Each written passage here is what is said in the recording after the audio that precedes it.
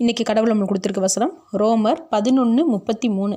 தேவனுடைய ஐஸ்வர்யம் ஞானம் அறிவு என்பவைகளின் ஆழம் எவ்வளவாய் இருக்கிறது. அவருடைய நியாய தீர்ப்புகள் அளவிடப்படாதவைகள், அவருடைய வழிகள் ஆராயப்படாதவைகள். இந்த வசனத்தை கொண்டு கடவுள் மட்டும் என்ன சொல்கிறத பார்ப்போம்.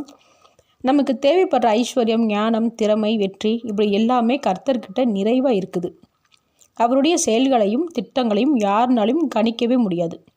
இப்படிப்பட்ட சர்வ வல்லமை உள்ள தேவன் நமக்கு இருக்கும்போது அவர்கிட்ட நம்ம ஆலோசனையோ இல்லை தேவைகளையோ உதவிகளையோ முதல்ல கேட்க மாட்டேங்கிறோம். நமக்கு ஒரு பிரச்சனையோ தேவைகளோ வந்துச்சுன்னா உடனே நமக்கு தெரிஞ்சவங்க கிட்டேயோ இல்லை உறவினர்கிட்டையோ கேட்குறோம். அவங்களால எந்த உதவியும் செய்ய முடியலன்னா அதுக்கப்புறம் கடவுளை தேடி ஓடுறோம். நம்ம தேவனுக்கு முதலிடம் கொடுக்கும்போது நமக்கு சம்பந்தமே இல்லாத ஆட்களை கொண்டு நமக்கு உதவி செய்கிற வல்லவர் அவர். இது நாள் வரைக்கும் நமக்கு எத்தனையோ தேவைகள் வந்திருக்கும். திடீர்னு பிரச்சனைகளோ தேவைகளோ கண்டிப்பாக வந்திருக்கும். அப்படி வந்த உடனே நம்ம கடவுள்கிட்ட கையேந்தணுமா இல்லை மனுஷர்களுக்கிட்ட கையேந்தணுமான்னு யோசித்து பார்த்தாலே தெரியும். உடனே தெரிஞ்சவங்களுக்கு ஃபோன் பண்ணால் தான் நமக்கு கை போகுதே தவிர தேவன்கிட்ட கையேந்தணும்னு தோணுதா? அப்போது தேவனை பற்றி நாம் புரிஞ்சிருந்தும் தேவனுக்கு முதலிடம் கொடுக்காமல் இருந்தோம்னா நாம் எவ்வளவு போராடினாலும் நம்மளால் வெற்றியை அடைய முடியாது.